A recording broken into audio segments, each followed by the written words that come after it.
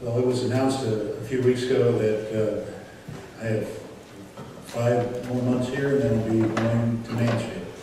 And you'll get a new pastor at that time. He's been interviewed and is going to be appointed here. And one of the things that happens when a new pastor comes is that they go see the parsonage that will become their home. And as most of you know, I've been living alone in that place for 5.5 years. And I'm old-fashioned, but I don't want to be chauvinistic, so consider that when I say this. The place is missing a woman's touch. My wife always says that. And when she comes, she does let me know that some things need taken care of, and I try to do that before she comes again to the house. And other times she's so disgusted she just cleans herself, instead of waiting. So I knew they'd be coming to the parsonage, and so I got busy, and I'll confess it was the cleanest it's been in a couple years. And when I got there, it was the first time that I had met Dr. Myerson, his wife, and we talked a little bit. Seems like a great guy. I don't know a lot about him, but he has had a very successful career, and I think he'll do a great job here as your pastor. But he was standing there, and I turned to his wife, and as Joe Charlotte was going to show him through the parsonage, and I said, "Please remember, I've been bachelorette for 5.5 years." And she just laughed. And then Dr. Myers told me that he had lived alone for a year while their kids finished up high school, when they had a move in their past as well. And he and I were commiserating that at that time our wives sent every piece of junk they didn't wrong for us to have in our house. The old silverware, the broken, chipped up china, the whole deal. So we were laughing about that. Well, Joe showed them through the house, and when they came back down, Dr. Myers' wife said, "I think you've done okay, and I responded, "I believe you're too kind," which she was being kind. Now, when they went through, and when they visited the church here, and when they talked to people they had never met before, everything was strange and different for them. And of course, he's been through this enough times, and he knows when he actually gets here and starts working, there are going to be a lot of things that just seem weird to him, because it's not home. It'll become home, but it's going to take a while for it to become home. Now, in our scripture lesson today, Jesus is going back home after he's been away for a little while, and news about him was spreading through the countryside. So word had got back home that people were impressed with him, and that as he was ministering in various places, he was gaining some reputation. And so when he came back home, they were excited to see him, and they greeted him, and they asked him to read from the prophets in the synagogue when he had gone there. So he read from Isaiah, and Isaiah was speaking about the mission of the Messiah. And that's where our scripture lesson picks up today. When he was done reading, he said, "This has been fulfilled in your hearing today." And as he said that, they were astonished. They were impressed with who he was. You see, the thing is, when you leave home for a while, you experience things that change you. Our new band leader and worship leader, who you've seen, is very skilled, and I think he's going to do a great job here in our church. He's going to lead us into the presence of God in our worship services. When he grew up here, a lot of school teachers know him from the school system for other reasons than they knew me where I went to school. Like you say, what a great kid he was. I would not want to go back home and meet a lot of the teachers I had. But he's excited about being here. He still had some connections with the community, but the idea of ministering in this community in one of its churches is exciting. He's coming back home. We're hoping it works out better than it did with Jesus. And we don't have a cliff, but you might want to stay out of the balcony. That's all I'm saying. Jesus went home, and they expected him to be just like he was before he left, just becoming famous. But Jesus had changed. At this point, he had been tempted by Satan in the wilderness. He'd been traveling about and visiting different synagogues. He'd been preaching and teaching, and he'd done a few miracles. And he was no longer the same young man that had left their town. You know, I noticed when our teenagers in this congregation graduate from high school and they go away, I noticed last year, it's like all of them want to leave the state for some reason. What's wrong with Ohio? I mean, it's home, right? They want to create some distance so they can experience new things and so on. But what I notice when they come back and visit, they're not the same.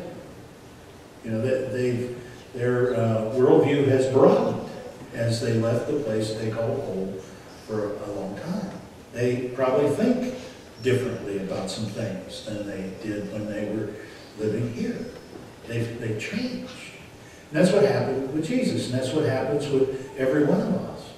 You know, I had been here, I think a little over a year, right around a year, and I had an evening free, and I've said, you may not remember, but between the ages of 2 and 10, our family lived on a farm outside of Johnstown. And so I thought, I'm going to see if I can find the old farm. I didn't know the road name, the address, nothing. And so I drove to Johnstown, and my biggest problem was figuring out which road to take out of the square. Once I figured that out, then you know, I got going, and you know, there were some landmarks that were familiar enough that I could tell where I was. Now remember, these are 50-year-old memories that I'm talking about here. And you know what? After I got out of Johnstown, I drove straight to that farm where we had grown up. But things had changed. You see, the house was no longer there. And the landlord had a big double-wide trailer that he would come to on weekends, and it wasn't there. And the garage wasn't there. And the big bank barn wasn't there. All that was left was the well house and just a little hog shed. But I recognized it as the location where my home had been. And there was this certain little emptiness that welled up within me as I thought about my childhood home being gone. But it only lasted a minute because I had another home to go to. You see, I still had a home. It just wasn't that one. Now when Jesus came back to Nazareth, in a lot of ways, he had changed enough. He had launched a new chapter of his life, and in a lot of ways it wasn't home anymore. And when he read from the Isaiah the prophet and then started making comments, the reaction of the people wasn't very favorable to him either. You know, when we go back home, if we happen to be experiencing something like Jesus, we've experienced some success, maybe some acclaim, we've accomplished some things, and when we go back home, people are proud of that. And they're mainly proud because they see your roots as being in that home. They feel somewhat responsible for your success, and that's legitimate. They are somewhat responsible for your success. But if you come home and you're very different from what you were when you left, that can bother them a bit because they think you become uppity, prideful, that you're too good to associate with them on the same level. We need to understand that when Jesus went back to Nazareth, he was going back to a place that he had been loved and known, loved, and accepted. And home is where you should be known, loved, and accepted, but that's not always the case is it? Even the best of homes, there's times that we don't feel understood, loved, or accepted. Jesus was known. He was Joseph and Mary's son. There was that issue of that premature birth that they, it was a small town. Probably everybody and the older people knew about that. And you do know how people like to talk about stuff, gossip.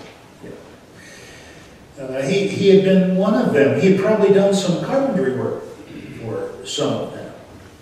He was loved by his family. He had friends there. He knew the neighbors. He'd been accepted. He lived among them for nearly 30 years. He was one of them. Home is where you are known and still loved. You're accepted for who you are. That's where you find your home. There are a lot of people that have done studies on why young people join gangs.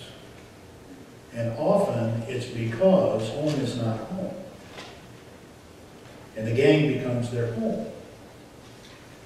Known, loved, accepted. When Jesus arrived back home, he had started to gain some acclaim in the surrounding area. And the people thought that reflected on them. But when he began to say things they didn't like you heard I did miracles elsewhere, I'm not doing it here. Think about how that would make you feel for a moment as people from that town. You heard about Elisha the prophet. He didn't heal anybody in Israel. And what he was saying is, I'll do my miracles elsewhere. And the people became incensed with him. Now you do know home is the place that people can get riled up and respond with pretty drastic emotion that they wouldn't respond anywhere else unless they were in heavy traffic. And that's what happened. These people turned on Jesus, and you need to just picture this. I mean, he's in a synagogue, everybody's already on their feet, and they push him out of the town toward a drop-off, a cliff, we're told in our scripture lesson, with every intention of pushing him off the cliff. It's pretty drastic, right?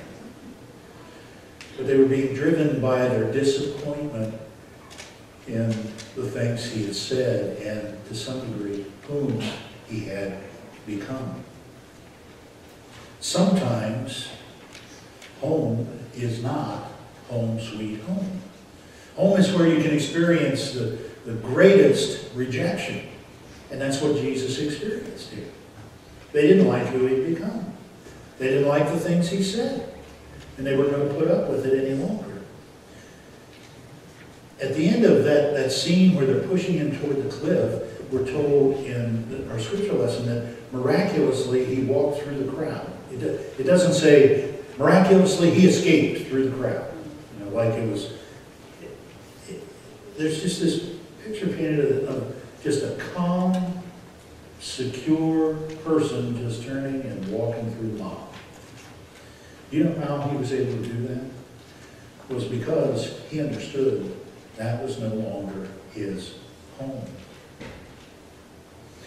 It is among those people that know us best that we can experience the worst sort of rejection. Now, I said I'm going to be moving back home. And when I found out that was going to happen, I really got excited.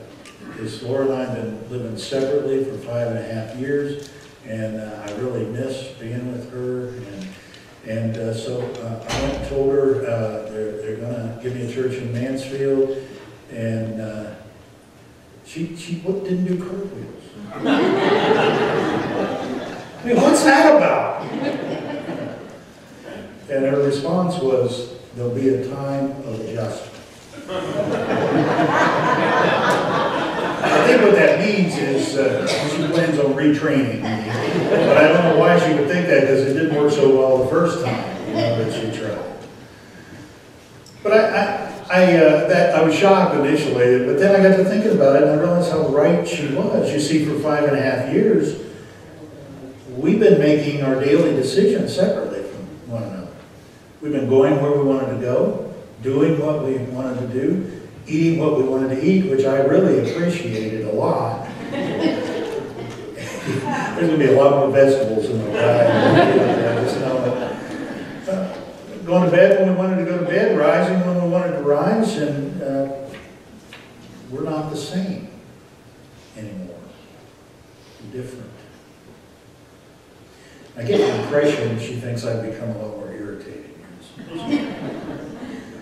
In our scripture lesson, we see the hometown crowd rejecting Jesus, and their emotions getting the best of them.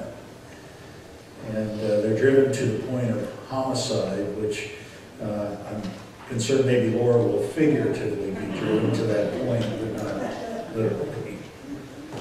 Home is where we can be best known, most loved, and truly accepted, but it's also a place where there are people that can get aggravated and angry, and they can disappoint us, and they can be inconsiderate, and they can do and say hurtful things.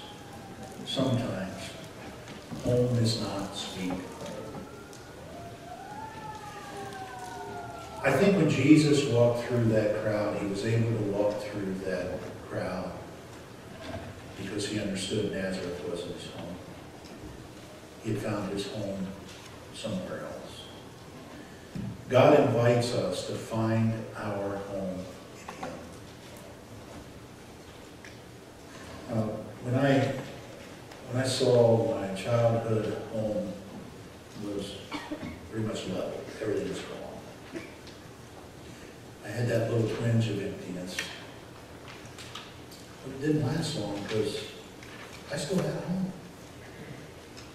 You realize the building in which you live, whether it's a condo, apartment, or a house,